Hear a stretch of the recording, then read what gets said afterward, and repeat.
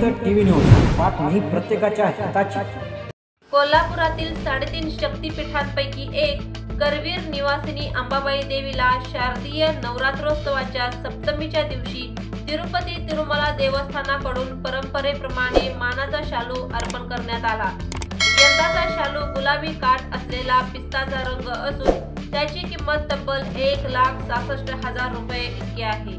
हा शालू सुपूर्द करताना खासदार श्रीकांत शिंदे, खासदार धैर्यशील माने, कोल्हापूरचे जिल्हाधिकारी अमोल येडगे, पश्चिम महाराष्ट्र देवस्थान समितीचे पदाधिकारी आणि तिरुमला देवस्थानचे प्रतिनिधी आदी मान्यवर उपस्थित होते।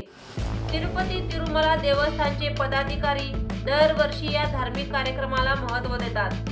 यंदाही तिरुपती येथील व्ही प्रभाकर रेड्डी, आमदार व्ही प्रशांती रेड्डी आणि भानुप्रकाश रेड्डी यांच्या हस्ते देवीसाठी शालू आणण्यात आला।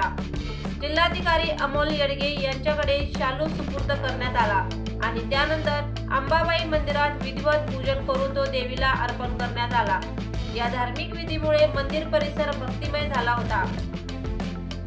तिरुपती देवस्थानाकडून अंबाबाई देवीला शालू अर्पण करण्याची परंपरा 1970-80 च्या दशकापासून सुरू झाली। दरवर्षी शारदीय नवरात्रोत्सवातील 7व्या दिवशी हा शालू कोल्हापुरात अर्पण केला जातो आणि दसऱ्याच्या दिवशी देवीला नेसवला जातो। नवरात्रोत्सव संपल्यानंतर या शालूचा लिलाव होतो। लिलावातून जमा झालेली रक्कम देवस्थानच्या विकास कामांसाठी वापरली जाते। खरं तर तिरुपती देवस्थान देशातील प्रमुख शक्तिपीठांना मानाचा शालू अर्पण करते। त्यात महाराष्ट्रातील 3.5 शक्तिपीठांपैकी एक संपूर्ण पीठ असलेल्या अंबाबाई देवीलाही सामील करण्यात आले आहे।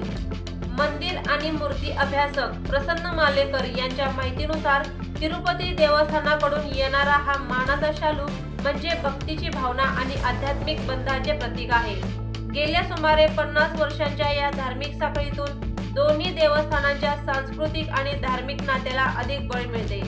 भाविक आणि स्थानिक समाज याकडे श्रद्धा आणि उत्सुकतेने पाहतात। त्यामुळे या मानाच्या शालू अर्पण परंपरेला केवळ धार्मिक नव्हे तर सांस्कृतिक बंधन जोडणारे महत्त्व प्राप्त झाले आहे।